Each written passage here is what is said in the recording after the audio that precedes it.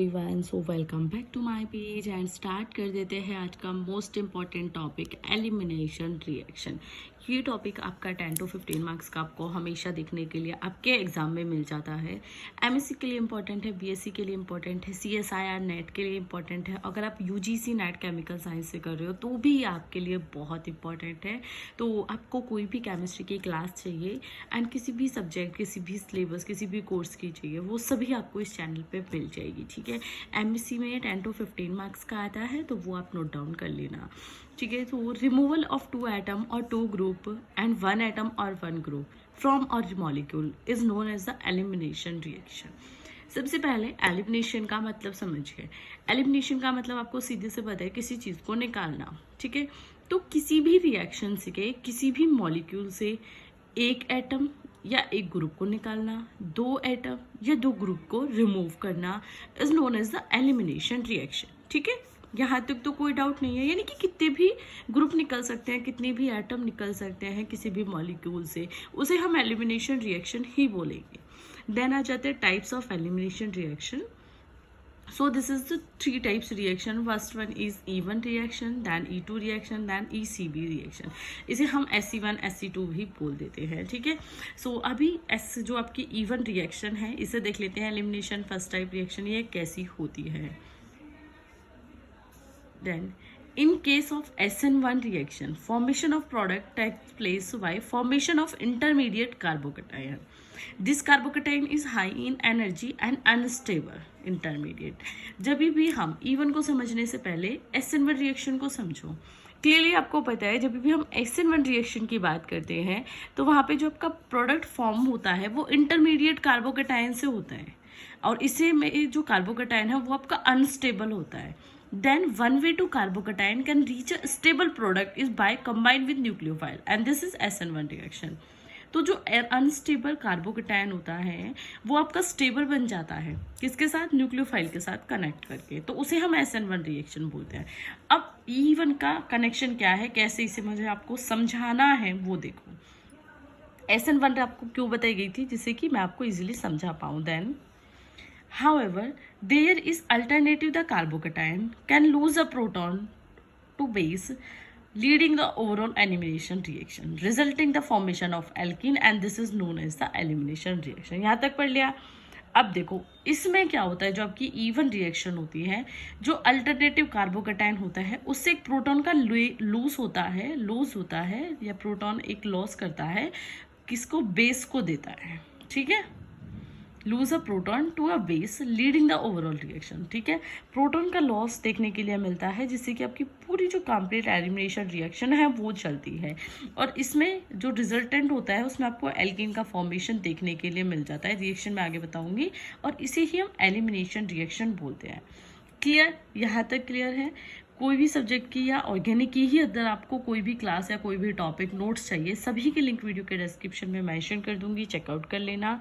And most important thing, अगर आपने अब मुझे फॉलो नहीं किया है इंस्टाग्राम पे तो फॉलो कर लेना। एमएससी केमिस्ट्री मेरा हैंडल है, मैं नीचे भी लिंक दे दूंगी डिस्क्रिप्शन में, तो आप वहाँ से भी चेकआउट कर सकते हो। अब थ्योरेटिकल पार्ट कर लिया आपने, अब मैं बताऊँगी कि इम्पोर्टेंटली वो क्या था। रिएक्शन, ठीक है, कार्बोकेटाइन बना। कार्बोकेटाइन से देखो यहाँ पे न्यूक्लियोफाइल के साथ रिएक्शन कराई जाती थी। SN1 रिएक्शन में तो न्यूक्लियोफाइल जुड़ जाता था। ठीक है, बट E1 रिएक्शन में क्या होता है, आपका रिमूवल ऑफ प्रोटॉन देखने के लिए मिलता है। ये हाइड्रोजन रिमूव हो गई ना यहाँ से। ठीक है, ये सिंगल बॉन्ड रिमूव हो गया ना, तो एक H निकल गया, आप समझ सकते हो इजीली। तो एक H निकल गया इजीली, ये वाला H, तो सिंगल बॉन्ड हो गया और प्रोटॉन का लॉस हो गया। किसके थ्रू हुआ? ये बेस के थ्रू होगा। मैकेनिज्म में समझेंगे, यहाँ पे बेस ऐड नहीं किया हुआ, आप यहाँ पे लिख भी सकते हो कि B। ठीक है, बेस के थ्रू रिमूवल आपको देखने के लिए मिल गया।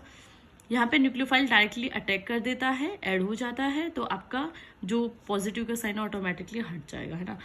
देन जब यहाँ पे बेस रिएक्ट करता है E1 रिएक्शन में, तो आपको देखने के लिए मिलता है लॉस ऑफ प्रोटॉन।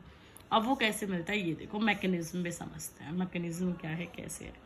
सबसे पहले ये जो मैकेनिज्म है आपकी E1 रिएक्शन की, ये 2 स्टेप्स में फॉलो होती है। Okay, there is 2 steps of E1 mechanism. Step 1, formation of carbocation. सबसे पहले कार्बोकेटाइन बनेगा।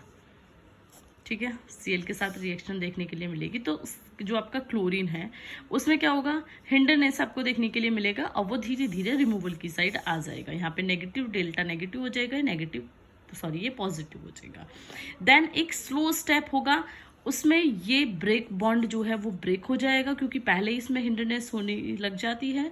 तो आपका क्लोरीन हो जाएगा रिमूव और आपको एल्कीन देखने के लिए मिल जाएगा। जैसा कि मैंने थ्योरी में बोला था, जो थ्योरी है एग्जैक्ट सेम मैकेनिज्म होती है, इसीलिए मैंने आपको बहुत इजी थ्योरी, बहुत इजी मैकेनिज्म लिख रखी है और मैकेनिज्म के अकॉर्डिंग ही मैंने थ्योरी लिखी है, जिससे कि स्टूडेंट अगर थ्योरी थोड़ी सी पढ़ ले तो मैकेनिज्म खुद बना लेंगे, और किसी की मैकेनिज्म अच्छी है तो वो थ्योरी खुद बना लेंगे।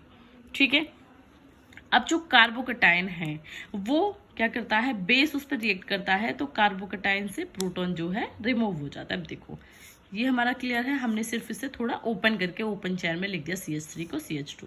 सेम प्रोडक्ट, बेस की रिएक्शन कराई, फास्ट रिएक्शन होगी, तो जो प्रोटॉन है ये वाला प्रोटॉन ये रिमूव हो जाएगा और यहाँ पे आपका नॉर्मल साइन आ जाएगा जब पॉजिटिव हट जाएगा। ठीक है, तो डेल्टा पॉजिटिव यहाँ पे आपका आ जाएगा। तो बेस क्या करेगा, बेस इस पर अटैक करेगा तो प्रोटॉन इसके साथ धीरे धीरे खींचने लगेगा, है ना, थोड़ा हिंडरनेस आपको देखने के लिए मिलेगी। और जैसे हिंडरनेस देखने के लिए मिलेगी आपको आपका अगेन एल्किन में जो आपका प्रोटॉन है वो बेस को रिमूव कर लेगा, सॉरी जो बेस है वो प्रोटॉन को रिमूव कर लेगा। ठीक है, यहाँ तक कोई भी डाउट किसी चाहिए, ठीक है, क्योंकि बहुत इजी लैंग्वेज में मैंने आपको समझाया। इतनी इजी लैंग्वेज में आपको कोई भी एग्जैक्टली इन चीज़ों को नहीं बताता है, और MSc के स्टूडेंट को तो इससे अच्छा चैनल कहीं भी नहीं मिल सकता है। Specially we talk about a Hindi medium student, so this is the most important channel for you. तो एक लाइक, एक कमेंट और एक शेयर कर देना कि आपको ये चैनल कैसा लगा। हर एक सेमेस्टर की हर एक सब्जेक्ट की ऐसी ही क्लास आपको इस चैनल पे मिल जाएगी, तो चेकआउट कर लेना, प्लेलिस्ट बनी हुई, और इंस्टा पे भी आप मुझे फॉलो कर